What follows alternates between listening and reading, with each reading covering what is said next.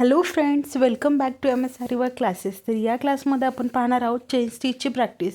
आता हे जरीच्या थ्रेडमध्ये आहेत चेन्स. याच्यामध्ये आपण वेगवेगळ्या लाईन्स ड्रॉ केल्या आहेत. तर सगळ्यात अगोदर इथं पेन्सिल घेऊन जसं आपण नागमोडी लाईन मार्किंग करतोय त्याच पद्धतीनं लाईन मार्किंग करायची आहे. इथं लाईन मार्किंग करण्यासाठी इथे रेग्युलर पेन्सिलचा यूज केला आहे. तुम्ही इथे पेन देखील यूज करू शकता.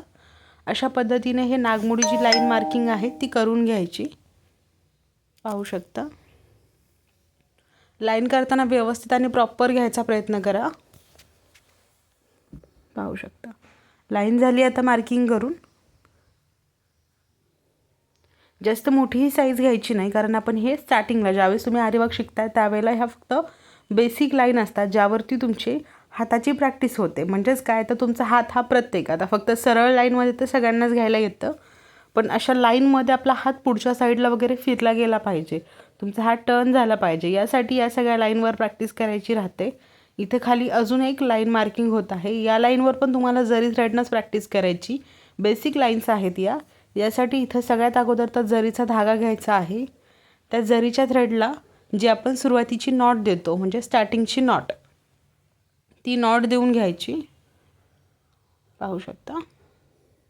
नॉट स्टार्टिंगला जी आपण देतो ती थोडी मोठी घ्या, जेणेकरून ती कपड्याच्या वर नाही आली पाहिजे, खालच्या साईडला अडकली जाईल. अशा पद्धतीने आता इथं नॉट दिली. पाहू शकता. नॉट दिल्यानंतर नॉट देऊन झाली. आता धागा आपल्या खालच्या हातामध्ये पकडायचा. खालच्या हातात धागा पकडल्यानंतर व्यवस्थित अशी जशी आपण मागील क्लासमध्ये चेन स्टिचची प्रॅक्टिस केली होती शेपमध्ये, त्याच टाईपमध्ये आता इथं पण चेन करायची. आणि चेन करताना जेवढं जवळ तुम्हाला जमेल स्टिच घ्यायला तेवढं जवळ स्टिच घ्या. म्हणजे कसं असतं, आपण जेवढे जवळजवळ स्टिचेस घेतो याचे तेवढी व्यवस्थित आपल्या वर्कला फिनिशिंग येते.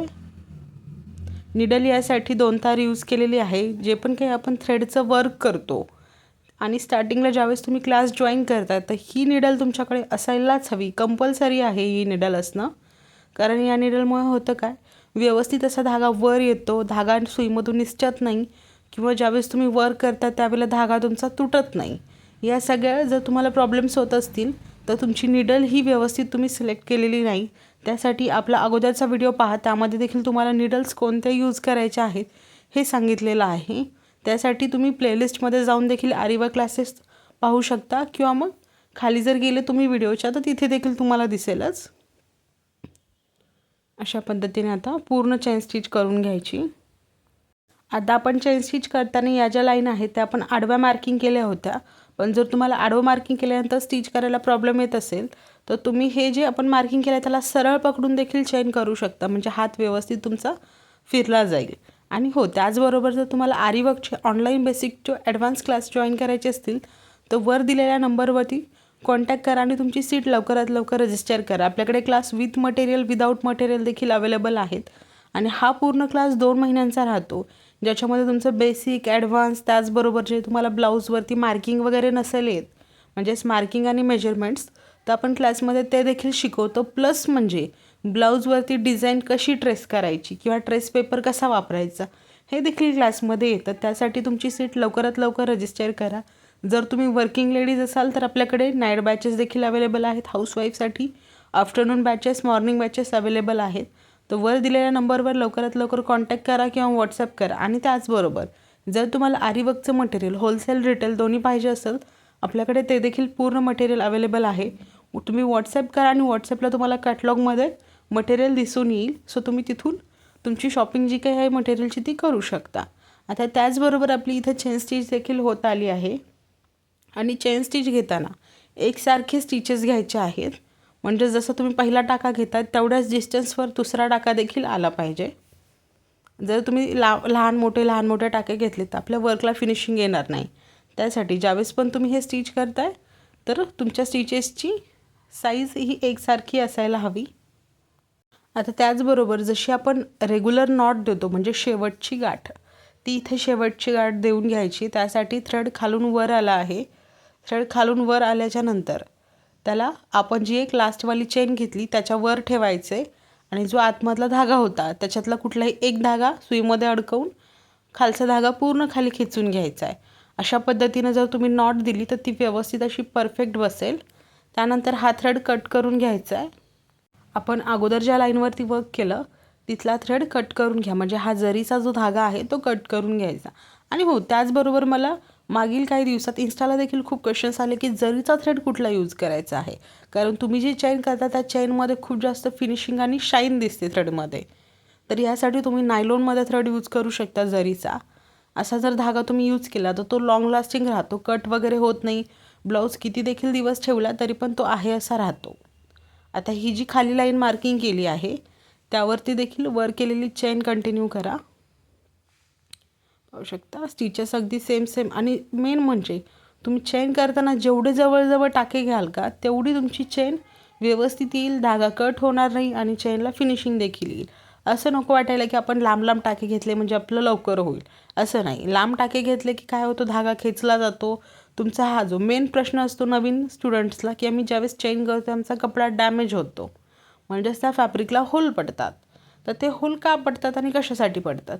मेन काय असतं, ज्यावेळेस आपली निडल खाली जाते ती वर येताना थोडं साईडला वगैरे फॅब्रिकला लागतं, प्रॉपर आपल्याला प्रॅक्टिस नसते झालेली, तर मग त्या सगळ्या गोष्टींमुळे तुमचा जो फॅब्रिक आहे त्याला होल पडतात, साईडनं तो खेचला जातो, थोडाफार डॅमेज होतो.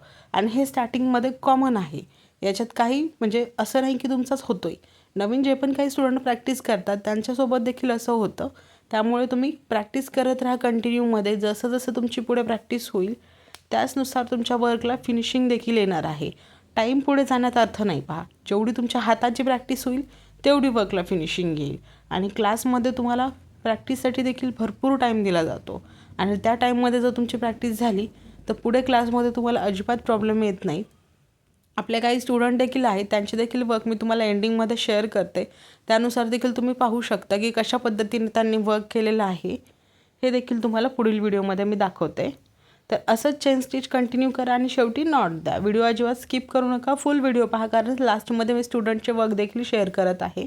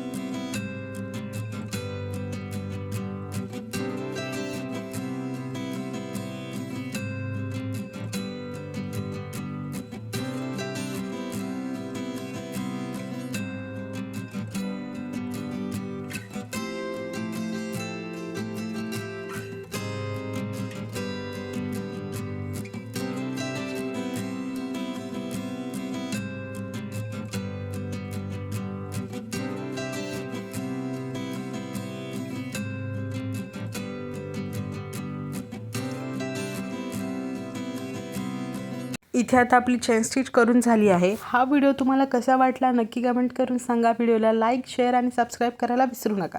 चला तर मग पुढे आपण आपल्या स्टुडंटचं वर्क पाहू. तर आता या काही स्टुडंटचे वर्क आहे, जसे की राजेश्री आहेत मुंबईवरून, वेस्ट मुंबई साईडवरून आहेत. त्याचबरोबर जोहा आहेत कर्नाटकवरून, ज्यांनी की ऑनलाईन क्लास आपल्याकडे जॉईन केला आहे आणि या करंट बॅच आहेत ज्या आपल्या डिसेंबरच्या. त्याचबरोबर रुपाली आहेत, या नोव्हेंबर बॅचमधील आहेत. श्वेताली आहेत बांद्रावरून, ज्यांनी की ऑनलाईनच क्लास, हे सगळे ऑनलाईन स्टुडंटचे वर्क आहेत. अंकिता आहेत पालघर येथून, यांनी देखील ऑनलाईन बॅच जॉईन केलेली आहे आपल्याकडे.